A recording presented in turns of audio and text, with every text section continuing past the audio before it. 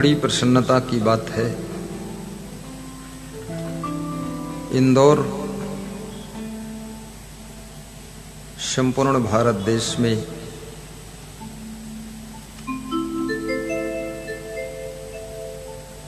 साफ सुथरा जिला माना जाता है। इंदौर का नाम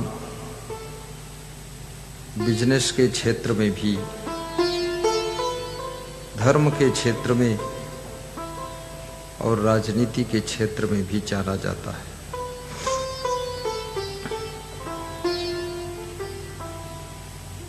ऐसी धरा पर सत्संग करने का अवसर प्रजापति परिवार और 3-4 उनके सहयोगी भी हैं, उनका नाम लिख करके देने की कृपा करें।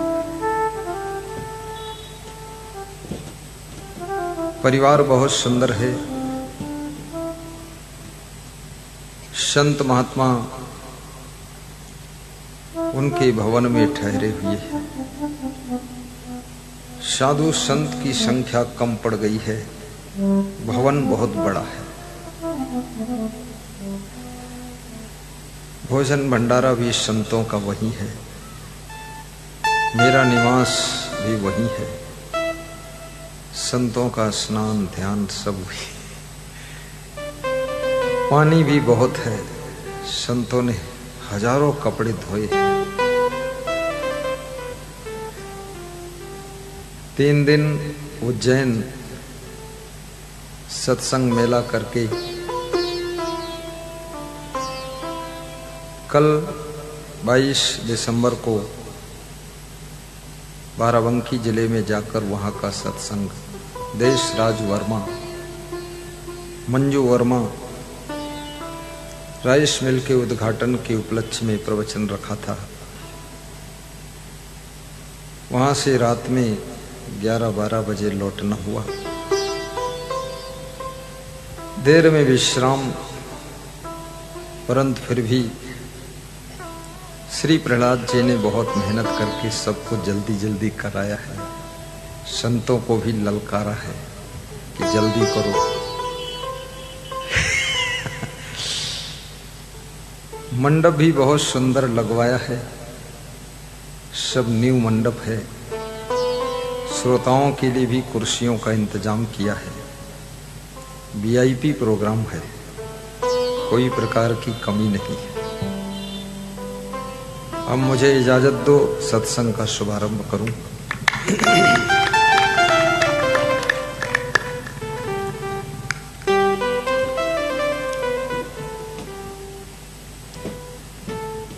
भगवान श्री कृष्ण से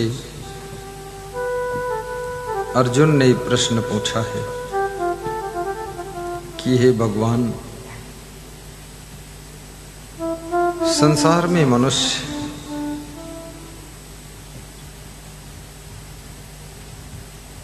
सुखी तो होना चाहता है, लेकिन सुख पाता नहीं। और लोग योगी बनना चाहते हैं, परंतु सुयोग्य योगी बन नहीं पाते हैं। योगी को कैसे होना चाहिए और सुखी मनुष्य को क्या करना चाहिए? आवाज साफ सुनाई दे रही कि नहीं? हमको नहीं सुनाई दे रही, इसलिए संदेह लगा। कृष्ण कहते हैं कि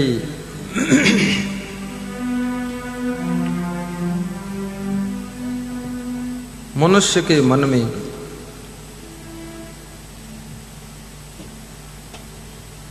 दो बातें होती हैं, विचार और विकार।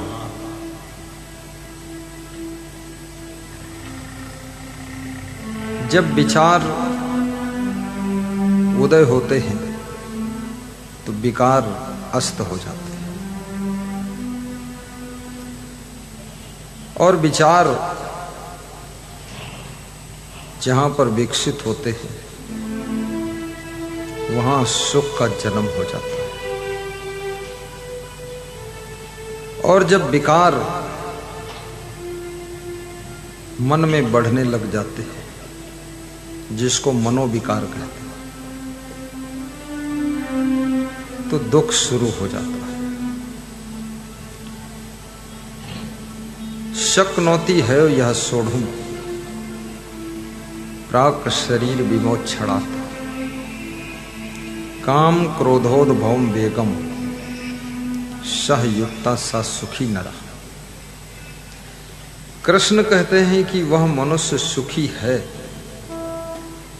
और वही योगी भी है। कौन? जो मन के विकारों को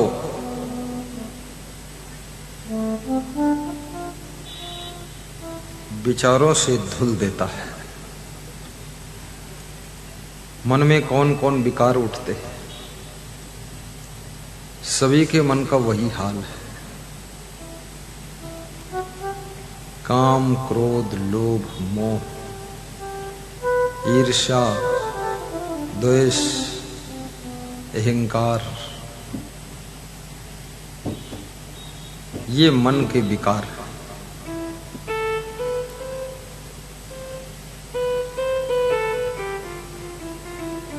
मनुष्य का मन एक जैसा नहीं रहता है, बदलता रहता है।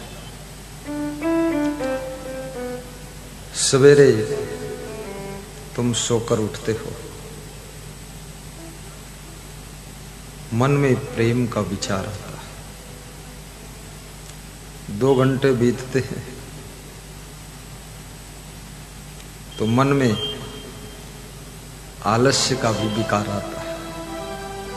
आलस्य, मन होता आराम करें, अब कुछ न करें, आलस्य। फिर 2 घंटे बाद मन में विचार आता है कि अरे मेहनत तो करना पड़ेगा।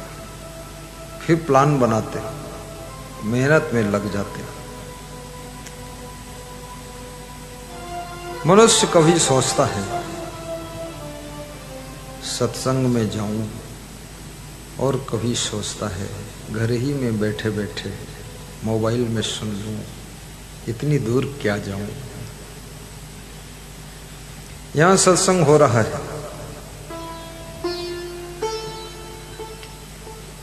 हजारों लोग मोबाइल में सुन रहे, वो बुरा नहीं, अच्छा है। और हजारों लोग सत्संग सुन ही नहीं रहे, वो मोबाइल में मूवी देख रहे, फिल्म देख रहे, कुछ गाना सुन रहे। मन में जब विचार पैदा होता है तो गुरु के दर्शन की इच्छा हो जाती है, और जब विकार पैदा होता है तो संसार की तरफ मन भटकता है। श्री कृष्ण कहते हैं, अर्जुन, मनुष्य के मन में बहुत सारी कामनाओं का भी जाल है और क्रोध की ज्वाला है। यदि मनचाही नहीं होती है, अनचाही होती है, जो हम नहीं चाहते वो होता है, तो मन नाराज भी हो जाता है, मन की खुशी खत्म। कृष्ण कहते हैं कि अर्जुन, जो जीते जी मन के अंदर उठे हुए काम और क्रोध को नियंत्रित कर लेता है। नियंत्रण बहुत बड़ी शक्ति है, जिसको इंग्लिश में कंट्रोल कहते हैं। जो चीज संसार में बेकंट्रोल है तो समझ लो अमर्यादित है, और जो अमर्यादित है वो विनाश करती है, विकास नहीं करती। यदि हवा बेकंट्रोल हो जाए, आंधी तूफान बेकंट्रोल हो जाए, कितनों के घर गिर जाते हैं, पंडाल उड़ जाता है, कई बार गाड़ियां उड़ जाती हैं, क्योंकि अति हो गया। लेकिन वही हवा जब मंद मंद चलती है, बदन में स्पर्श करती है, तो मनुष्य थोड़ा कपड़ा खोलता है, हाथों में पीठ में हवा लगती है तो सुख एहसास करता है। और वही हवा पूरा बंद हो जाए तो दम घुटता है, सांस लेना मुश्किल हो जाता है। इसलिए आपकी हर चीज मर्यादा में होना चाहिए, लिमिट में होना चाहिए, कंट्रोल में होना चाहिए। जोश आए लेकिन जोश भी होश में रहे। अब इतना जोश आ गया कि तुम्हारा होश ही खो गया, बेकंट्रोल जोश,